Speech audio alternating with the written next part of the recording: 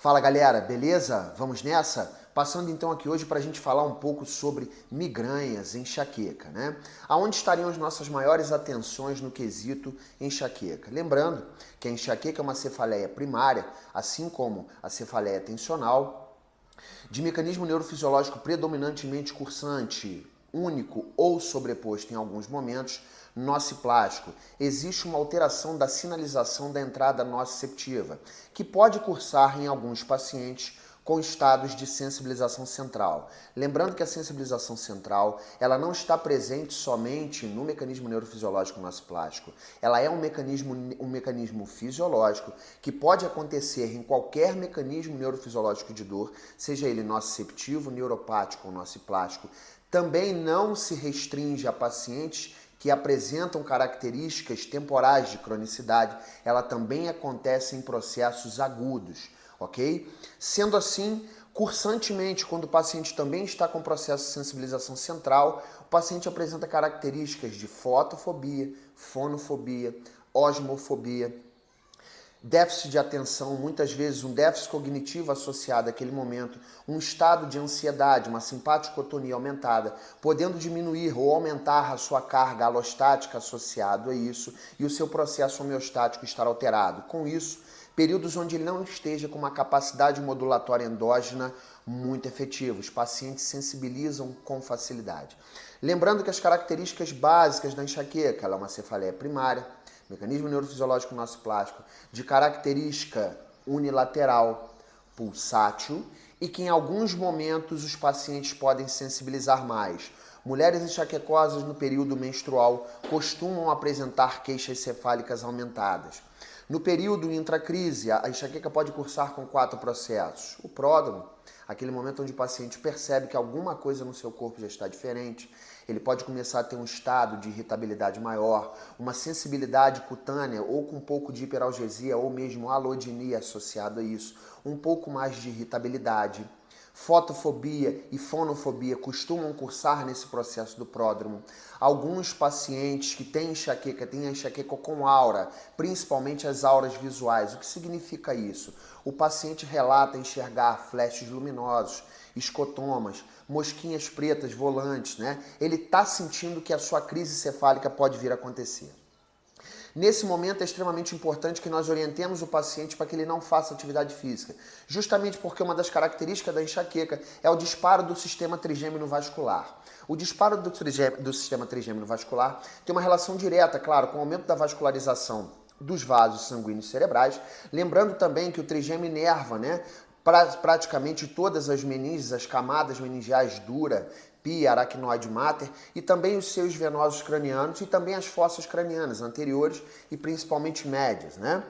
A fossa posterior tem uma relação maior direta vindo dos níveis C2 e C3 do plexo cervical, do nervo vago, e algumas literaturas também falam de uma inervação nessa região da fossa posterior membranosa, principalmente também relacionada ao nervo hipoglosso. Aonde seriam as nossas melhores atuações relacionadas aos pacientes enxaquecosos? Principalmente na fase interectal, quer dizer, o paciente que tem a enxaqueca e não está modulando bem, ele pode passar por todas essas fases, o pródromo, as auras, a crise cefálica e o pós-dromo, quer dizer, a ressaca pós-crise, onde esse paciente, se não está bem modulado, esse período pode durar de 4 a 72 horas de queixa cefálica e o processo como um todo em alguns pacientes podem durar de 5 a 7 dias associados a isso.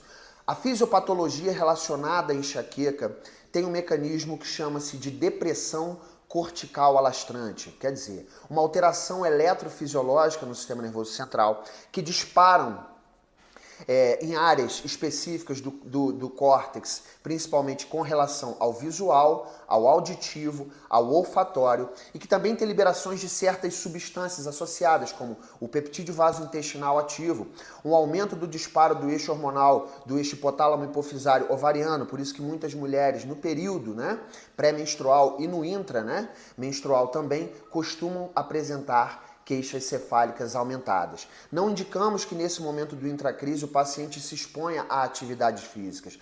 Justamente por quê? Porque aumentamos o disparo vascular. Aumentando o disparo vascular e pressórico, nós podemos fazer com que essa crise acabe também aumentando.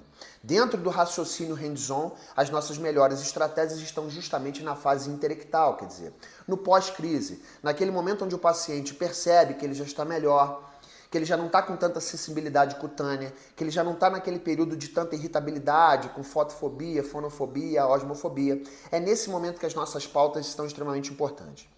Lembrando que o processo educacional em dor, ele precisa estar cursante desde um primeiro momento e desde um primeiro contato, para que o paciente entenda que certas coisas acontecem durante esse processo, para que ele também consiga ter um alto engajamento, uma alta eficácia e um alto manejo, para que também os nossos resultados clínicos possam ser melhores.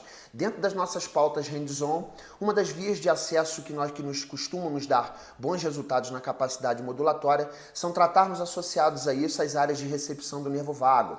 Porque justamente quando conseguimos dar estímulos, inputs, em que nós podemos ter como resposta um aumento do tônus vagal, nós podemos também ter assim, já que sabemos que o vago age na nossa farmácia endógena, especificamente no locus coeruleus, e nos núcleos magnos da RAF, fazendo com que esse gotejar constante que acontece também vindo do sistema visceral, tanto do primeiro neurônio quanto do segundo neurônio nesse input na fenda sináptica, pode fazer com que ali nós tenhamos uma modulação mais eficiente justamente pela via descendente através da serotonina, da norepinefrina. Podemos também ter aí uma produção maior de GABA, quer dizer, uma inibição dentro dessa fenda sináptica para que esse estímulo, quando ascenda, não venha de uma forma tão intensa e a nossa capacidade junto ao paciente para que ele consiga modular isso com mais eficiência, porque sabemos que essas informações serão distribuídas a vários níveis corticais, uma região afetiva motivacional, a área sensório-discriminativa, S1 e S2, relacionados a isso.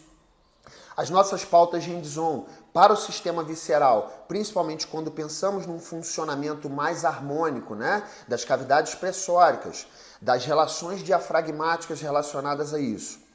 E aonde essas informações vão culminar principalmente na região suboccipital, onde temos ali também o núcleo trigêmeo espinal associado a isso, um núcleo sensitivo, que tem uma relação direta de recepção de sinais, que advém do nervo vago, do nervo trigêmeo, do nervo facial e do nervo glossofaríngeo.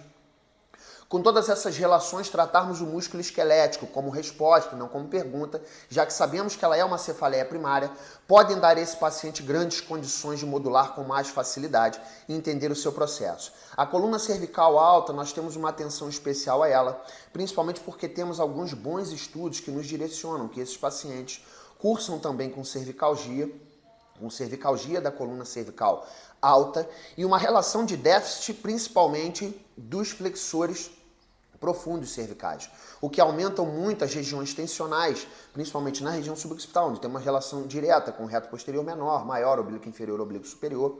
A membrana, occipitotloide, temos a passagem ali de grandes vasos sanguíneos, apesar de a relação do sistema trigêmeo vascular ter uma correlação maior com o sistema carotídeo do que com o sistema vértebro-basilar, mas a resposta muitas vezes nesse paciente acontece também em aumento de tônus dos músculos extensores e muitos têm um desequilíbrio dos flexores cervicais profundos que fazem a estabilização para uma mecânica mais harmônica dessa região.